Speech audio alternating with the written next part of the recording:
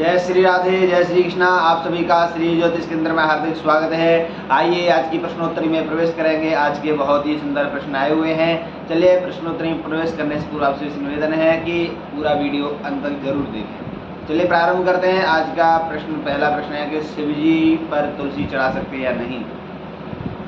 और दूसरा प्रश्न है कि तुलसी के गमले में शिव जी को विराजमान कर सकते हैं या नहीं। तीसरा प्रश्न है अपने गुरु मंत्र का जप किस माला से करें। चौथा प्रश्न है कि भैरव बाबा के मंत्र का जप करना हो तो किस माला से करें। पांचवा प्रश्न है कि एक गौ माता को गोद लेने का क्या महत्व होता है। इसलिए आज के यह प्रश्न बहुत ही महत्वपूर्ण है। तो चलिए प्रारंभ करते हैं पहले प्रश्न पर।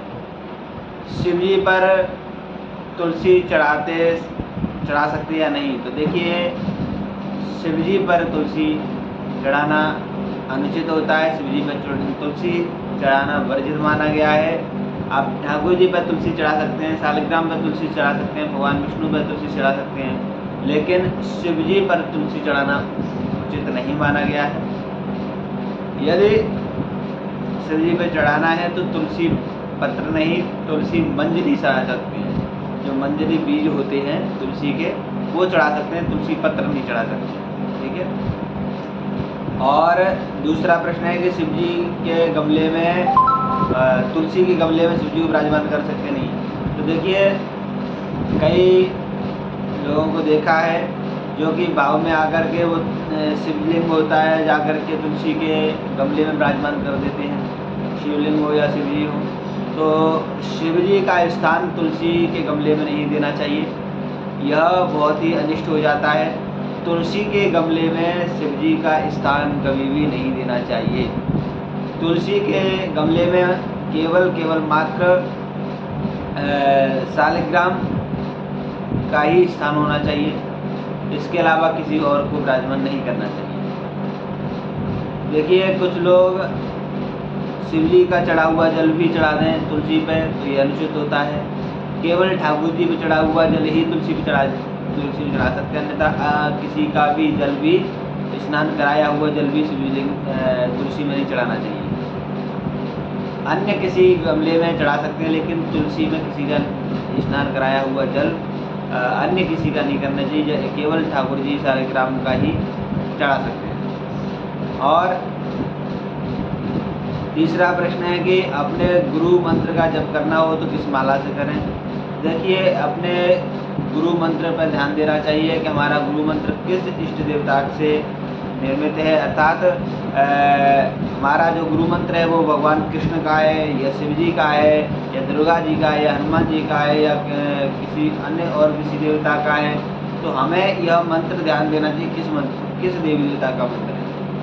यदि ठाकुर जी का मंत्र है, विष्णु जी का मंत्र है, राम जी का मंत्र है, तो उसमें आप तुलसी की माला से जप करें। और यदि शंकर जी का या दुर्गा जी का मंत्र है तो आप रुद्राक्ष की माला से जप करें। इस प्रकार से अपने गुरु मंत्र को देखना चाहिए कि हमारा गुरु मंत्र किस देवता से संबंधित है, उसी प्रकार से माला का जप करना चाहिए। यदि लक्ष्मी जी का मंत्र है तो कमल गट्टा से करना चाहिए। और भी अन्य देवताओं के सबके अलग अलग हैं, लेकिन यदि राम और कृष्ण हनुमान जी का है या तो उसमें आप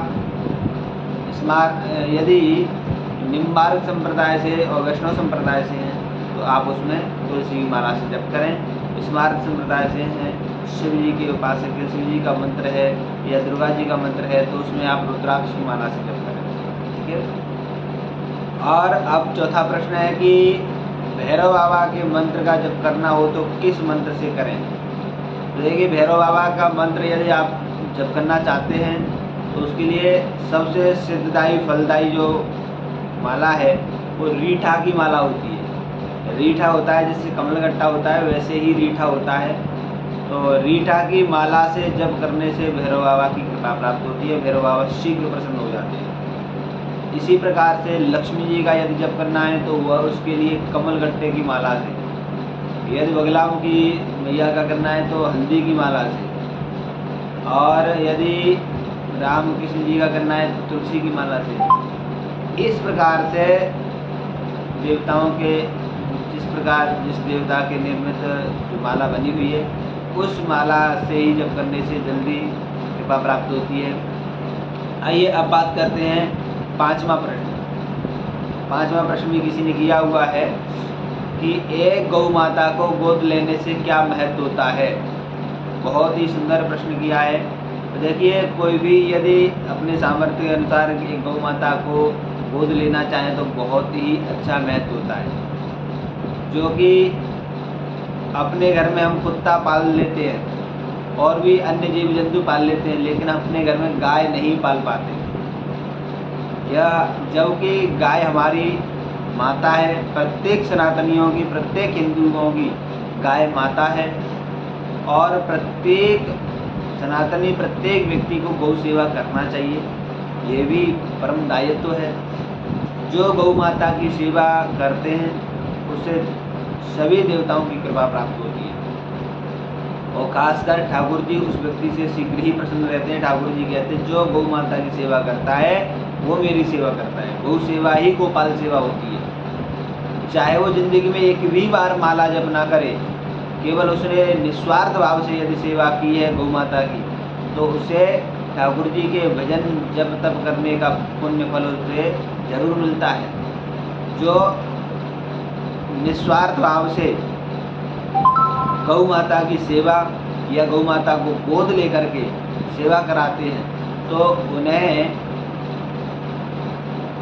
बैतरणी पार होकर के भगवान के शरण प्राप्त होती है, भगवान की शरणागति प्राप्त होती है।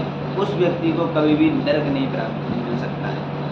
वो व्यक्ति नरक में कभी नहीं जा सकता है जो व्यक्ति एक गौ माता को गोद लेते हैं। देखिए, हम अपने घर में जगह नहीं है कि घर में जगह हो, क्योंकि आजकल फ्लैटों में रहने लगे हैं और सिटियों में रहते हैं तो जगह नहीं हो पाती है, समझ पा रहे हैं। लेकिन आप उस गौ माता को अपने घर में रखने के बजाय कहीं अगर किसी जगह गोद लेकर के बिल्कुल नियम पूर्वक सही महीना से सही समय से अपने गौ माता के लिए सेवा पहुंचाते रहें तो आपको निश्चित तौर पे 100% ये कह सकते हैं कि आपको नरक में नहीं जाना पड़ेगा। यदि आप बचना चाहते हैं, अपने जीवन को सुधारना चाहते हैं, तो एक गौ माता को जरूर गोद लें, जिससे कि हम अपने जीवन में इस जन्म में जितना कर लोगे वह आगे काम आएगा। यदि हम जितना धर्म कर्म जो भी कर लेंगे वो काम आएगा, तो यदि नहीं कर पाएंगे तो सब यही रखा रह जाएगा। धन की जो गति होती है, धन जो है किसी के साथ नहीं जाता है। धन हो, प्रॉपर्टी हो, सब यहीं रखा रह जाएगा, बिजनेस हो, चाहे कुछ भी हो, लेकिन साथ जानने वाला है हमारा धर्म और कर्म। और सबसे बड़ा जो है अपना सबसे बड़ा फलदायी कर्म है वो गौ माता की सेवा करने से जो पुण्य फल प्राप्त होता है वो किसी में नहीं मिल सकता। जिंदगी में आपने कभी भी किसी भी प्रकार से माला जप क्यों भले ही ना कर पाया हो, लेकिन गौ माता की सेवा आप निस्वार्थ भाव से करते हैं या कराते हैं तो आपको जरूर गौ माता की कृपा प्राप्त होगी। अब कुछ लोग सोचते हैं कि हम अपने घर में रखेंगे तो हमें दूध मिलेगा और गोद लेंगे तो हमें उसमें क्या लाभ होगा। अपने लाभ के लिए तो दुनिया बहुत सोचती है। अपने लाभ के लिए घर में गाय भी रखें या कहीं और जगह रखें, अपने स्वार्थ के लिए गाय को रखा गया तो फिर वो गौ सेवा नहीं है। उसे गौ सेवा नहीं बोलते हैं, वो तो केवल आप जो है अपने स्वार्थ के लिए काम निकाल रहे हो। जो निस्वार्थ भाव से सेवा करते हैं गौ माता की, उसी पर ही ठाकुर जी की विशेष महती कृपा होती है। इसलिए निस्वार्थ भाव से यदि कोई गोद लेना चाहे तो ले सकते हैं, और इसका बहुत ही फलदायी होता है। ठाकुर जी की कृपा प्राप्त होती है, उस व्यक्ति को कभी भी नरक में नहीं जाना पड़ता है, उस व्यक्ति को ठाकुर जी की शरण प्राप्त होती है, ये निश्चित है। और यदि आप लेते हैं तो आप गौ माता को बहुत ही अच्छी कृपा को प्राप्त कर सकते हैं। गौ माता की सेवा करना चाहिए। तो चलिए, गौ माता की सेवा जरूर करना चाहिए सबको, और जितना सामर्थ्य हो अधिक से अधिक गौ माता की सेवा करके आप अपने जीवन को कृतार्थ कर सकते हैं।